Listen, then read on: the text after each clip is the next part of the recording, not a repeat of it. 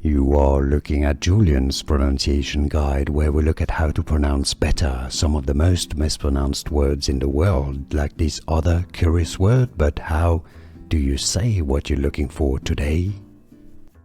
Let's learn once and for all how to pronounce this very confusing word indeed. If you want to learn more names that have silent letters, more confusing English, stay tuned. I've got more videos for you pronounced in English as gnawers, small mammals, kind of rodents.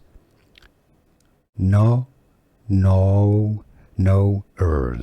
The G is silent, so it's not gnawers. No, just ignore the G. It's silent. Stress on that first syllable. Gnawers, English pronunciation, gnawers. And now you know.